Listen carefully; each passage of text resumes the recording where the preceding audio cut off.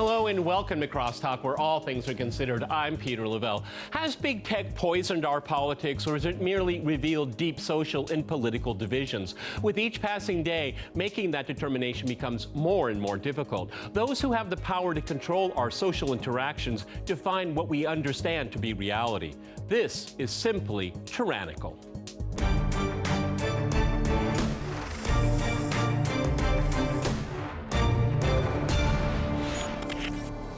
Cross-talking big tech, I'm joined by my guest, Ron Placone, in Los Angeles. He is a comedian and host of the YouTube show Get Your News On with Ron. And here in Moscow, we have Suzie Dawson. She's a journalist, activist, and co-founder of Panquake.com. All right, crosstalk rules in effect. That means you can jump in anytime you want, and I always appreciate it. Ron, I'm going to go to you first because you got up earliest for this program, and it's always much appreciated out there in Los Angeles.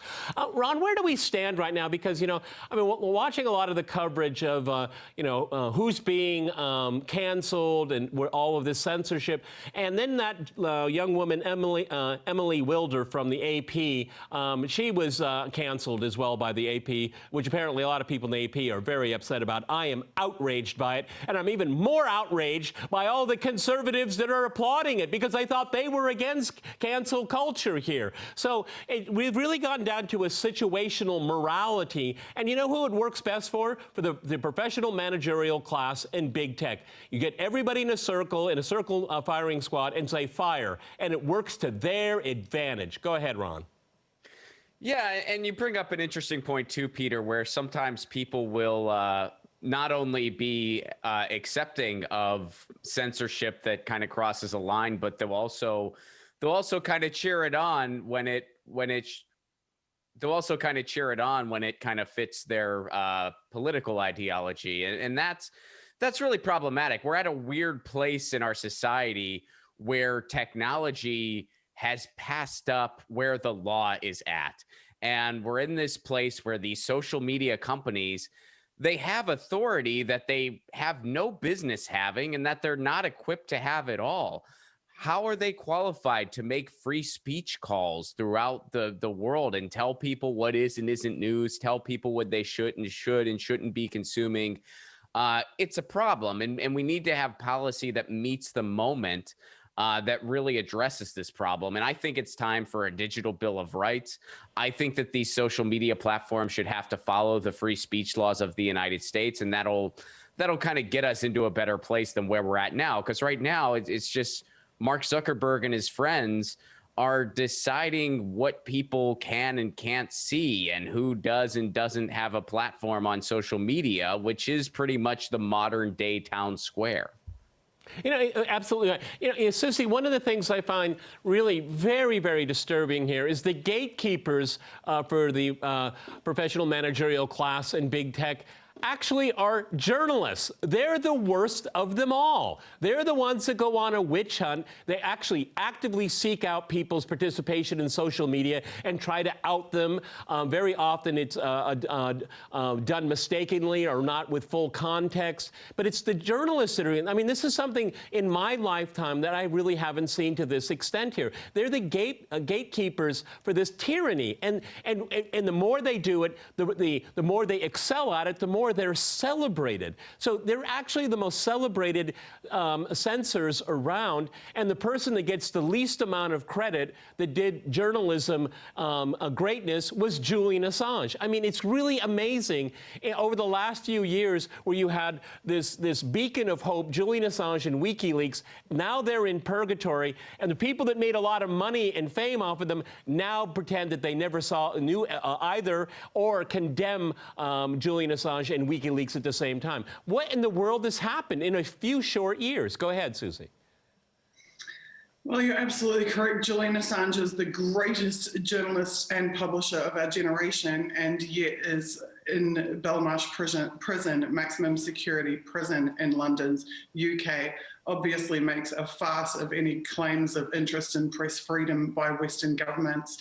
And it is Julian and his organization WikiLeaks, which was a big part of the inspiration for Panquake.com, which is the project I'm currently working on to bring us all a lifeboat away from this big tech censorship and away from their manipulation of the circulation of information by people all around the world and the negative impacts on our relationships and our ability to communicate that has arisen from their domination of the information space. WikiLeaks was all about transparency.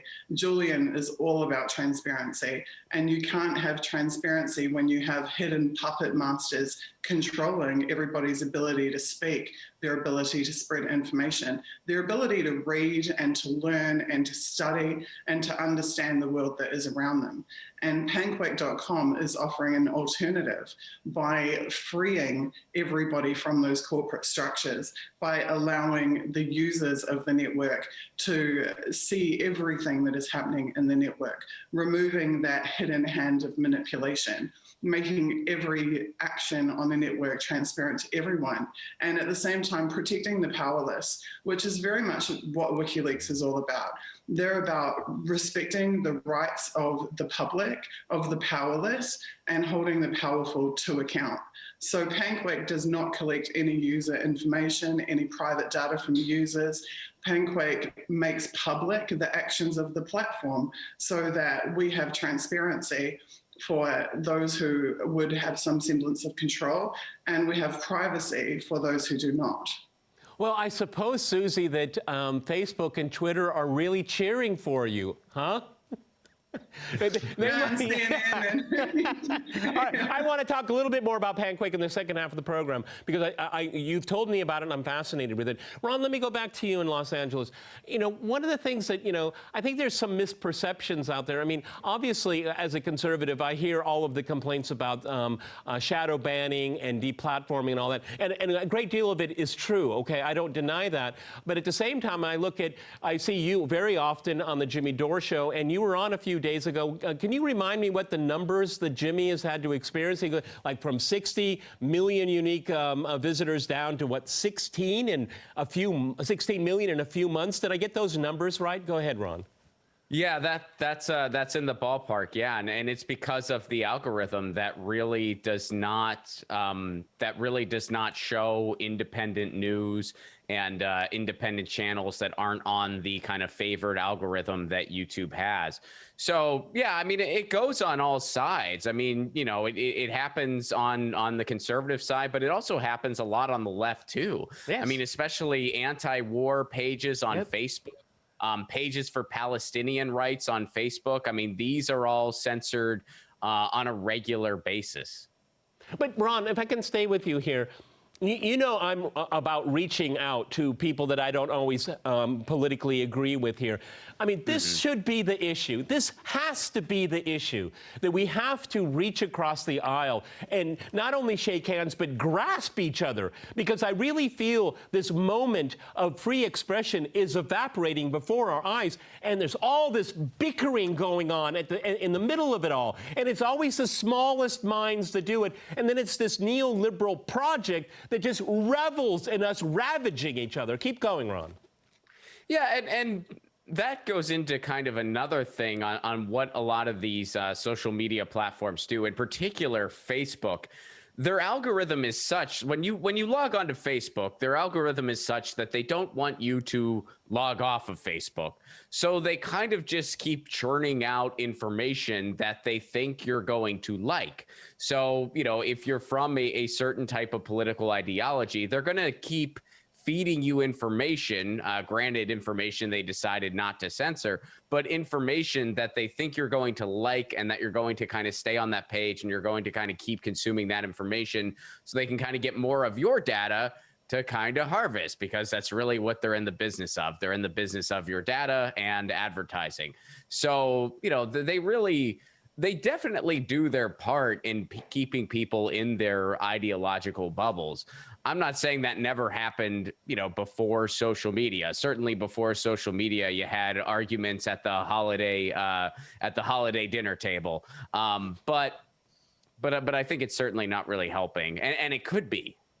Yeah, I mean, I'm glad you mentioned Facebook. Suzie, let me go to you. I mean, you and I had a conversation a few days ago, and I told you how it's repulsive what they do. I mean, you know, maybe I'm a certain personality type, but their algorithm just pushes me away to the point where I hardly ever visit the page anymore because I don't like being, you know, directed, being pulled by the nose to this nook and cranny and that. I mean, maybe, like I said, maybe it's just my personality type, but I just find it to be an awful experience, okay? And that's why, you know, you and I have been talking about your new project, Panquake, because from what I understand is that, you know, it's completely devoid of all of that. It's basically what the users provide to others and nothing more. Go ahead.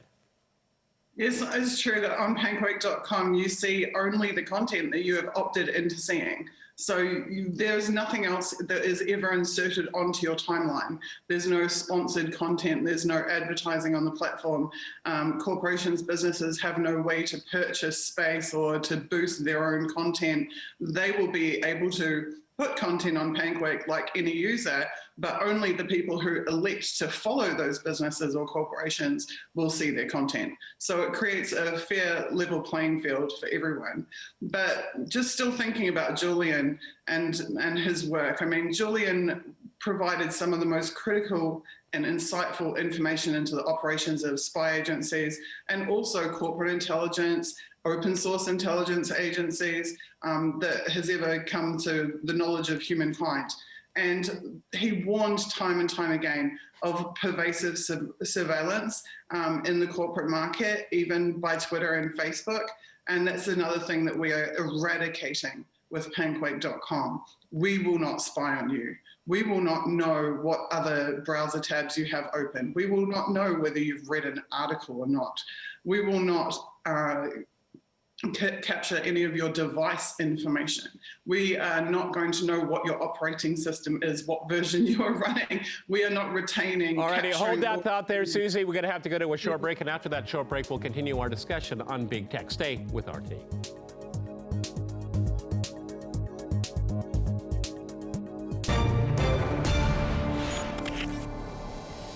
Okay, let's go back to Ron in Los Angeles.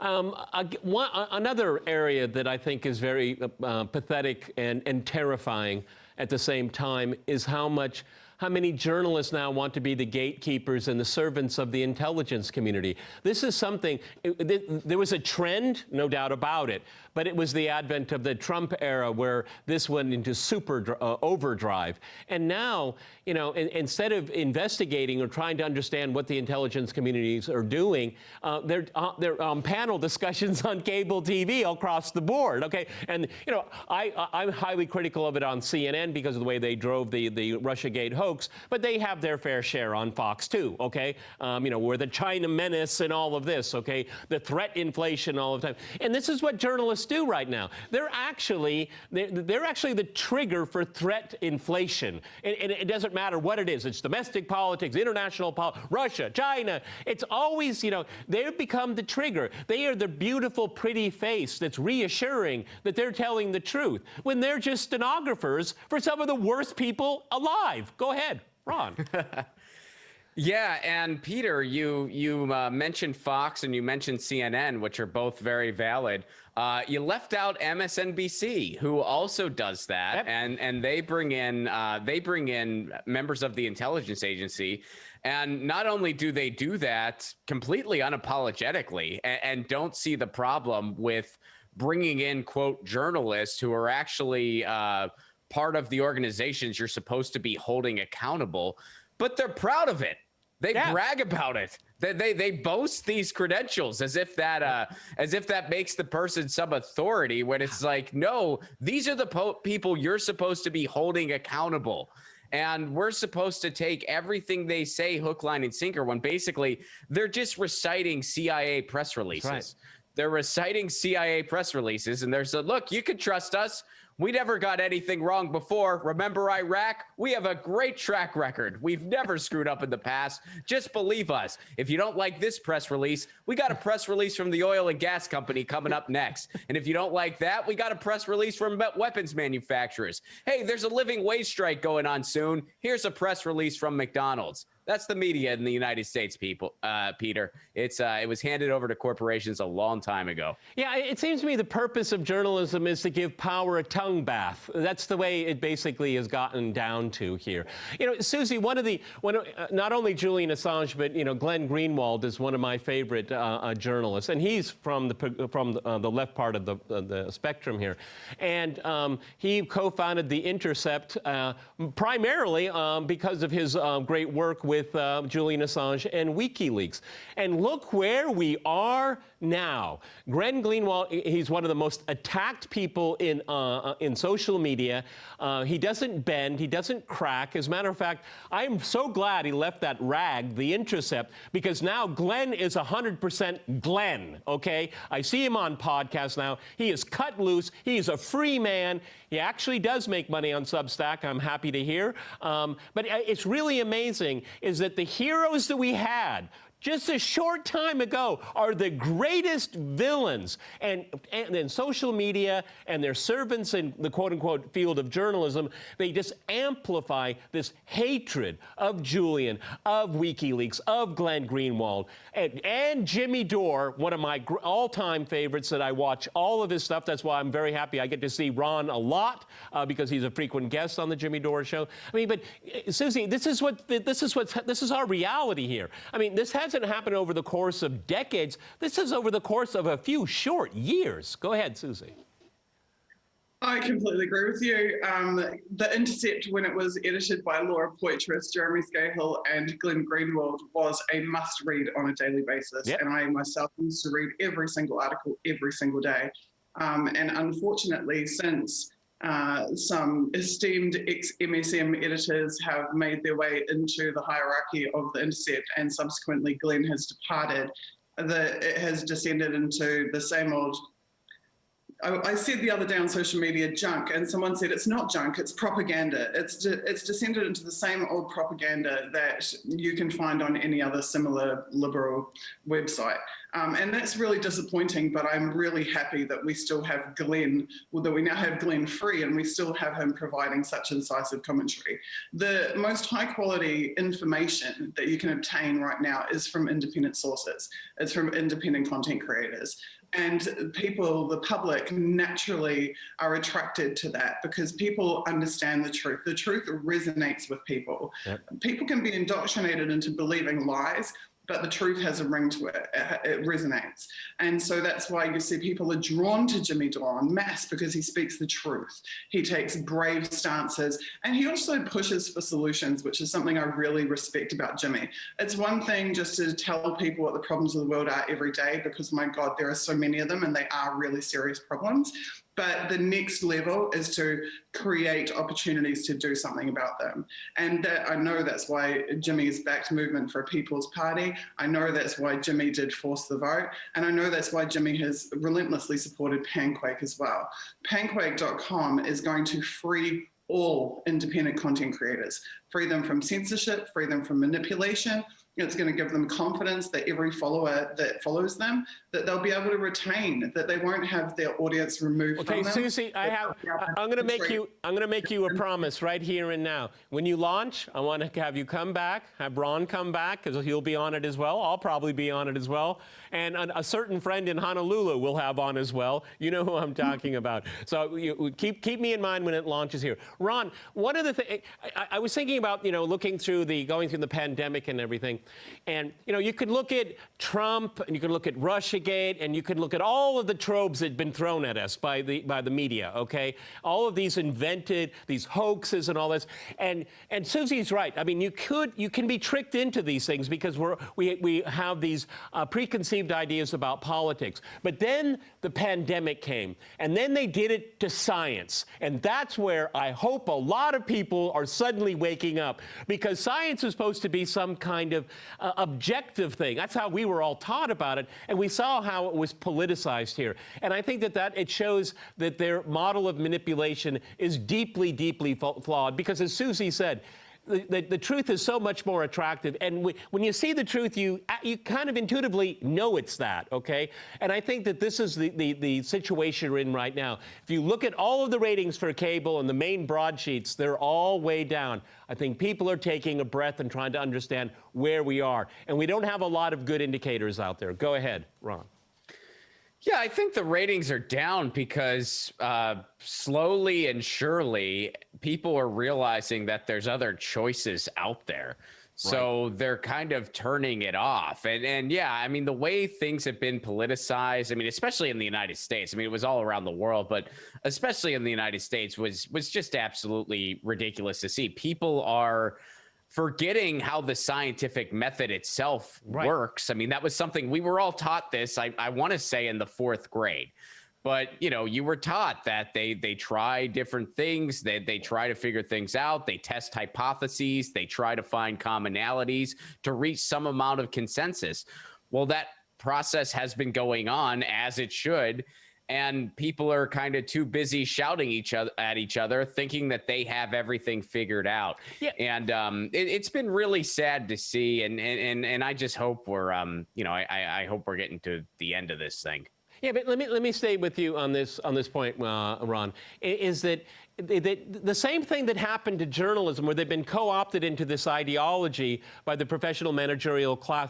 Scientists have done that as well. They have been co-opted into this agenda here, because irrespective of what either one of you think about Donald Trump, and I don't care one way or another, but it seems that for so many journalists and now scientists have to make a professional judgment on a prejudice they may have now. This is so damaging to informing society. I mean, I think just like Suzie, you on me, I mean, when this thing started, you should do this, you should do that, because I thought we were dealing with good faith actors. Well, we found out they're not particularly good faith. They're ideological actors. And I think this is what's sown so much confusion with people, is what is the truth now? Journalists failed us. And now it seems like scientists have done exactly the same thing. Suzie, let me go back to you, because I'm curious more about Panquake. I mean, if you could explain in a few sentences, what is the biggest difference between Panquake and, let's say, Twitter and Facebook, so people can understand? Like, give us like a whiteboard, 4 points. Go ahead. Freedom. Okay, that's a good one. Integrity. Transparency. And next generation technology. Okay, Suzie, let me jump in here. Okay, people know about this. Panquake is on the radar. How is it being received? I understand there's some people that really don't like you and what you're doing. Tell us about that. Well, it's funny that the critics only come out when I'm trying to introduce freedom to the masses. And yet when I'm between projects, they have nothing to say. But when we have a real opportunity to free content creators and the public from censorship, from surveillance, then all of a sudden they want to have a hate fest. Well, they can have their hate fest, but in the meantime, we've got 30 people who are building every day an incredible product.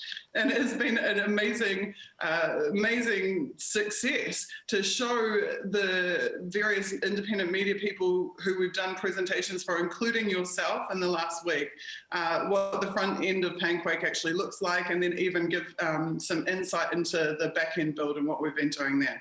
The truth is that Panquake is ahead of schedule by about 10 days at the moment from where I thought we would be at. We are delivering every single month transparently in the public arena. We do delivery presentations and show exactly where we're up to. The application looks beautiful. It's easy to use. It's intuitive. In terms of design quality, I want to say it competes with a commercial product, but the truth is it's actually a cut above. You've seen it yourself, and I'd be interested to hear your impressions, given that you actually know what Panquake will look like. But the quality of design and development is absolutely top notch, but the ethics behind it are top notch. Okay, And Susan, I have to jump in here. We're going to go to, I'm sorry, we've run out of time here. But you said one word, and that attracts me the most: freedom. Many thanks to my guests in Los Angeles and in Moscow, and thanks to our viewers for watching us here at RT. See you next time, and remember, Crosstalk rules.